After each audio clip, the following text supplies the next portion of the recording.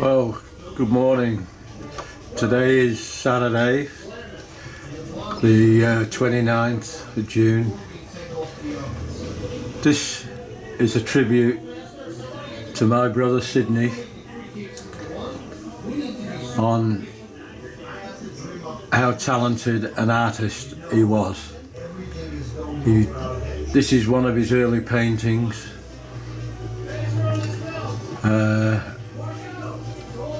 And I've got some really good stories to tell on some of them, so just bear with me. I'm going to make this video and then I'm going to do stills, and I'll add the stills so you can have a look and at them in your own time, and just see how good this guy was. Not only was he a great artist, he also was a great musician. He was a bass player. He also taught himself keyboards, and he taught himself rhythm guitar, and he wrote some tunes with no words, just melodies on his keyboards. He was quite a talented lad. He was a bass player in my band, the Moonspinners, in the 60s. I've got some great stories to tell about that too. We backed, it was a great little band. We backed lots of very big name artists, Marty Wilde, Herman's Hermits we did some supports with. We did some shows with Engelbert Humperdinck, and my dad was what we were watching Top of the Pops one day. This is before Engelbert Humperdinck was famous. And he was on Top of the Pops singing his Please Release Me song, and my dad said, "Do you know who that is? Can you remember him?" I said, "No, who is he?" So we found out, and he said, "Well, you should know. You've been on shows with him. You've done support act. You've been a support act with at some of the clubs. I think it was Princess Theatre Club in Manchester, and a couple of others, the Northern Sporting Club or something." Yeah, one of those, or Mr. Smith's, I can't remember exactly which ones. Might have been all three of them. Anyway, Marty Wilde, we did quite a few gigs with him. We did, one of my favourite bands was the Peddlers. And we actually did supports with Georgie Fame and Alan Price. And a fantastic black American singer that was very big in England called Madeleine Bell. We did supports with her, and Betty Driver was on a show once with us. So we worked with supports with some very, very well-known people over the years. A lot of them I've forgotten. But Sid was a bass player on the style of Bill Wyman. He had a Framus bass, and at the time, one of the biggest bass amps was a 30-watt Vox amp. And my brother was one of the first to get the 60-watt Vox amp. And we used to get musicians from all over the Manchester area come just to see his amp, because he was one of the very few that had one.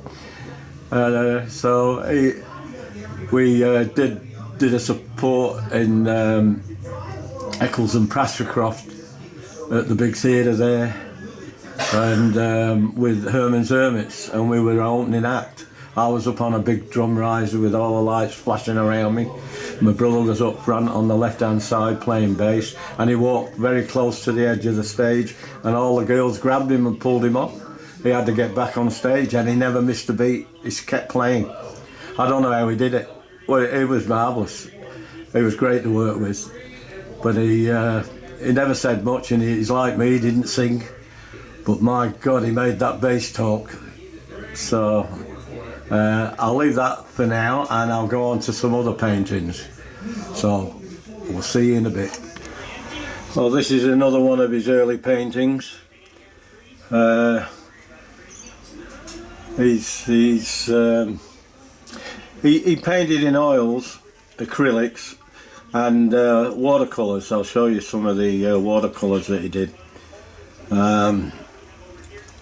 It's amazing. And this one here, that's another one of his early ones. And they grace my walls, and some of these paintings, I went to his house, he lived in Surrey Hills. He had an expensive house there, 2-storey, 3-storey house, I think it was. And he had them stacked up on a bonfire. Fortunately, he hadn't lit it. And we never had a fight, but we had an argument over it.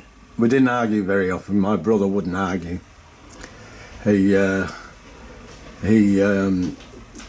didn't like some of the paintings, and he wanted to destroy them, and I wouldn't let him. I won out in the end, and he let me keep them, so I had them framed. And he never forgave me for that. But he was good.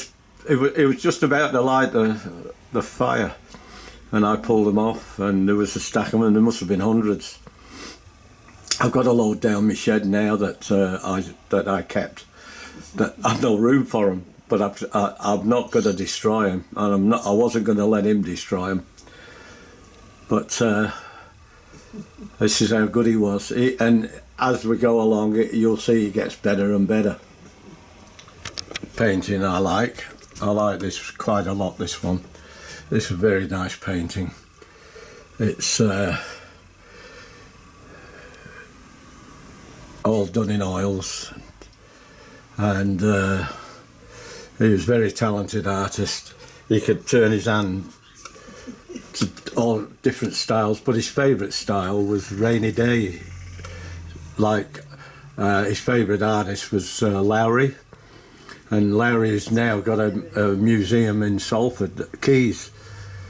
Very well known. I think he was his day job was as a rent collector, and he was a fantastic artist. Now this one here is my Grandma Waite, my dad's mum. He painted that from a photograph, apparently, and that takes pride of place over my TV, so I can see her every day. Yes, Amy Waite. She was from Yorkshire. She was a Yorkshire lass. Beautiful lady. Yeah, I never got to know. She died fairly young. I never got to know her as good as I should have. But I did get to know her. I would have liked to have had some grown-up years with her. She was one of the best bakers and bread makers and cooks. I must take after her. Nowhere near as good as her. We used to go, and there's always a loaf of bread coming out of the oven, or a pie, or some cakes, and she'd shower you with them. She was fantastic. So I'll leave that one there for now, and we'll go and move on. This is another one of my favourite paintings. That frame that's round there was very expensive, but this is one of our early Dachshunds. She was 16 when she died, our little Suki. She was absolutely gorgeous, and we could see that. As soon as we saw it, we knew who it was. It was so lifelike. It was like a photograph, you know. But I'll leave that one there for now, and I'll move on to some other paintings he's done. This here is a true gentleman. This guy actually lived. His name was Bill Patchett, and he used to come to my dad's shops, one of my dad's shops, on his bike. He was a manager of a well-known grocery store in Prestwich in England, and he had an accident with his eye, and one of his eyes was weeping and red, and it kept weeping, and they sacked him, and he couldn't get another job. He lived in a barn, and he used to come to my dad's shop for firewood, for old boxes, and my dad used to give him a bag of food. But the guy was so honest, he would never accept the bag for free. He always left my dad sixpence on the counter. One of the most honest men you could ever wish to meet in your life. Rest in peace, Bill. You were a terrific guy. We all loved you, and we all helped you. And he was a very nice man. With some history. But that painting, it's one of my favourites.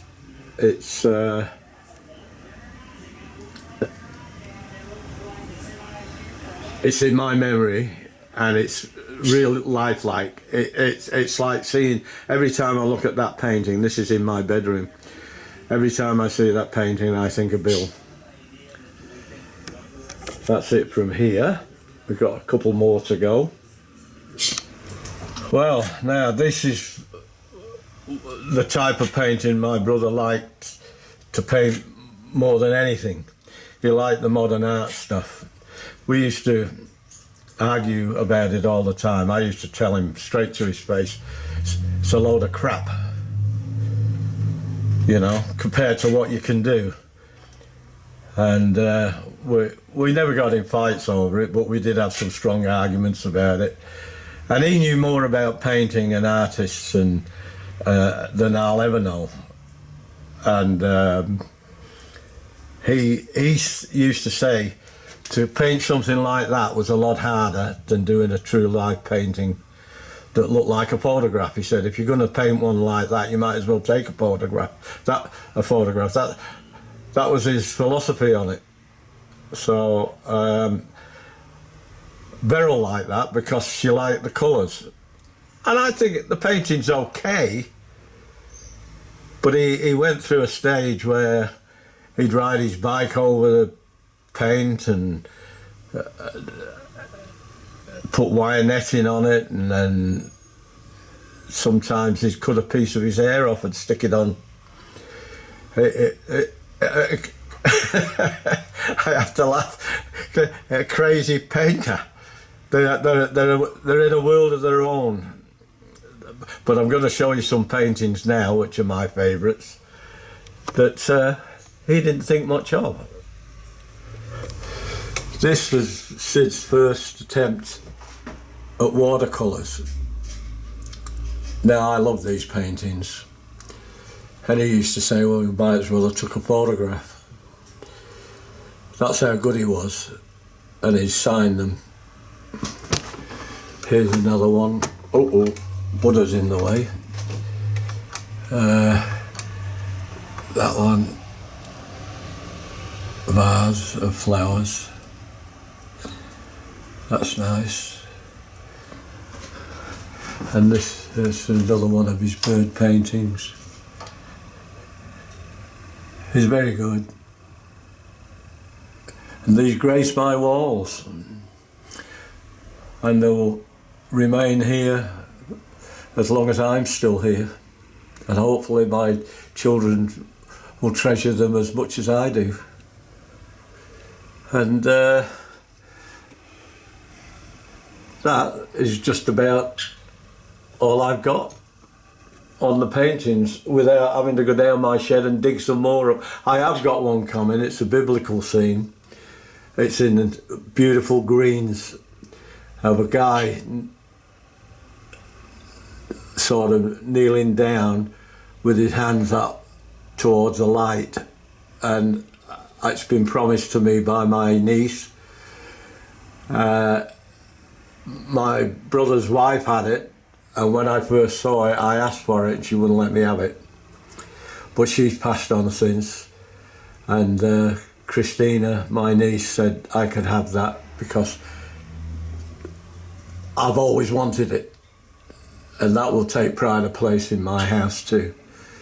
So I can't wait to get my hands on that, and I will treasure that to the end of my days. All right then, well, I'll do a bit of a summary at the end of this, and hope you enjoyed the video. Okay folks, hope you enjoyed that little tour of my brother's paintings, to show you, just trying to show people how talented a guy he really was. There's a few stories that I could tell you about when we were growing up, if you don't mind. I'll never forget, we both bought, when we were young fellas, we bought a lace tie with silver studs on the bottom, and it had a skull, a silver skull.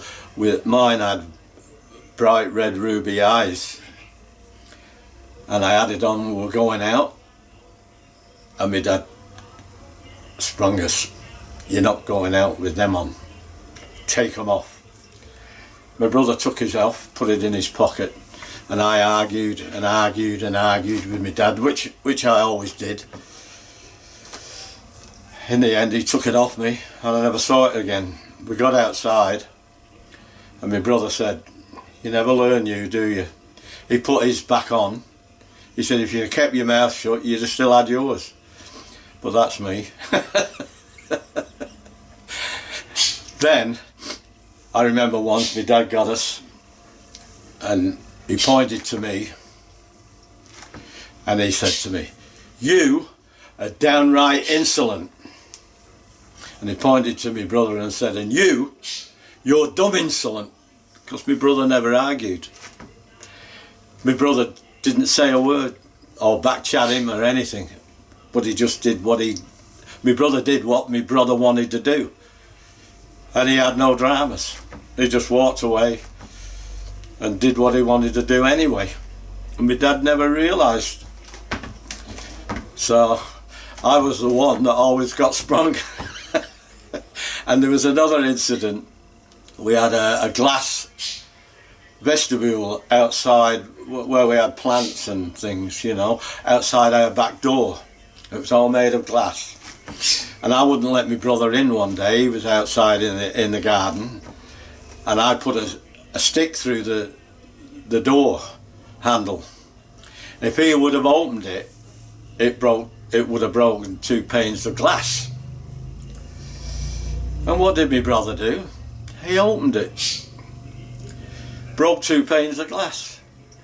Guess who got in trouble for that? Not him, me. I was the one that copped for that. Because my brother never argued. He never said nothing. He blamed me. And when we were kids, I'll never forget, when I was very young, he'd stand me against the wall at the corner of the houses, and he'd kick balls at me, and I'd be ducking. He told me that story. He remembered it. But we loved one another. We were mates. We did everything together when we were younger. But even though he was 6 years older than me, he always looked after me. Nobody picked on me when I was a young fella. And then when I got older, nobody picked on him either, because I could sort people out too. Anyway, that's it from me. Hope you enjoyed the video. I'm going to miss him terribly, and I'm dreading Friday. I believe it's the funeral on Friday. I've got to go. I can't miss that. And hopefully I'm going to take Beryl with me, because I'll be able to put her in a wheelchair, and I'll have a lot of people there to help. So for now,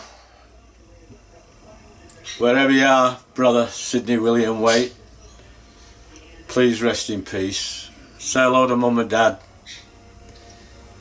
and I'll see you when I get there. Ta-ra for now.